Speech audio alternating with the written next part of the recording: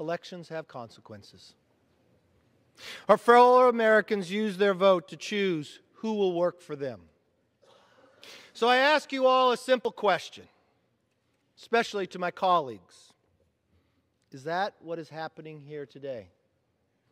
Are we gathered in these final moments before we depart for a week to fund our government, to pay our troops? Are we gathered today to prove a new trade deal? Or are we gathered to debate the critical national security issues regarding China or Iran? Well, that answer would be unanimously no. We are not working for the American people.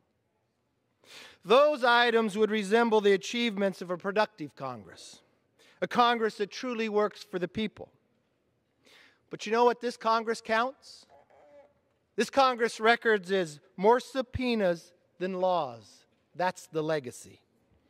It is not just devoid of solutions for the American people. It is now abusing its power to discredit democracy. By using secret interviews and selective leaks to portray the president's legitimate actions as an impeachable offense. Democrats are continuing their permanent campaign to undermine his legitimacy. For the last 3 years, they have predetermined the president's guilt. They have never accepted the voters' choice to make him president. So for 37 days and counting, they have run an unprecedented, undemocratic, and unfair investigation. This resolution today only makes it worse. I've heard members on the other side say they promise rights to the president, but only if he does what they want. That's the equivalent of saying in the First Amendment, you have the right to the freedom of speech, but you can only say the words I agree with. That's what you call due process.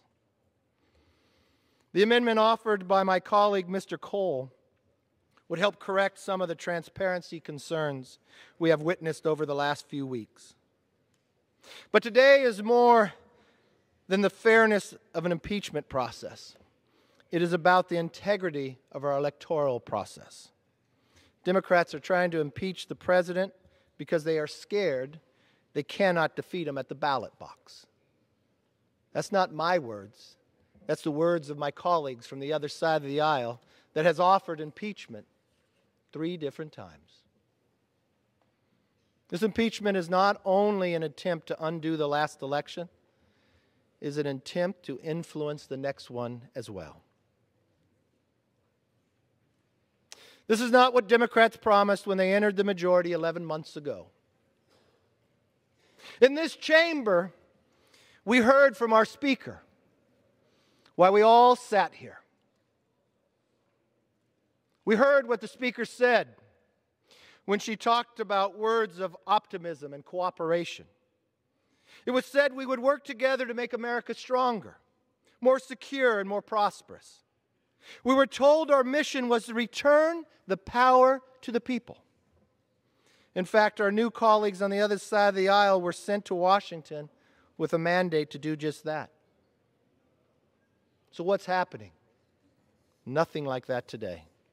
Not long ago, Democrats recognized that a partisan impeachment would put politics over people and harm our nation. That exact same speaker that talked about cooperation, that talked about and promised the American people that they would be different.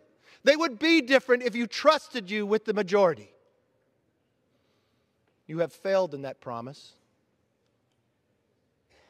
That speaker said impeachment is so divisive to the country that unless there's something so compelling and overwhelming and bipartisan, the word of bipartisan, I do not think we should go down that path because it divides the country.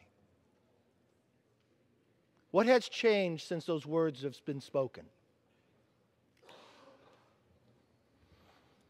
Alexander Hamilton wrote, "There will always be the greatest danger that the decision to use the impeachment power would be driven by partisan animosity. instead of real demonstrations of innocence or guilt. This sham impeachment by Democrats have proven Hamilton right, and betrays the Speaker's own words. I know emotions are high. I know members would even run for positions of chair simply on the fact that they would be a better chair for impeachment right after the election. But when we all stood that day and listened to the words of the Speaker of cooperation, we all raised our hand to uphold the Constitution. Tomorrow is November 1st. We're 1 year away from an election, not just for this House, but for the highest office of presidency. Why do you not trust the people? Why do you not allow the people to have a voice? Why, in a process that America lends their voice to all of us, that you deny us to speak for them? Is animosity risen that high? Is Hamilton proven correct again? There is a moment and time that you should rise to the occasion. This is that moment.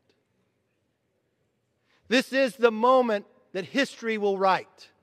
History will ask you, when you cast this vote, when you cast a vote to justify something that has gone on behind closed doors, I want you to ask the historian and answer the question, what do you know that happened there?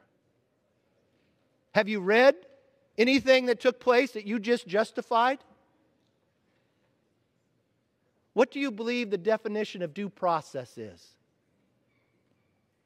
What do you think the First Amendment is? Do you have the right to have a voice, or only the words that you agree with? You may get elected in a primary, but in a general election, you're elected to represent the people of America, not to deny their voice. This House is so much better than what is transforming today. I believe everyone who runs for this office runs to solve a problem. But when you go back to the American public with the achievement of more subpoenas than laws, that is not why you ran. That is not why we are here. And that's why I agree with my colleague, Mr. Cole, that believes in the power of the people, people before politics, that we believe and know we can do better. That we believe the Speaker when she said about cooperation. We believed her when she said if you trusted them with the majority, they would be different. I guess it's only fitting you take this vote on Halloween. I yield back.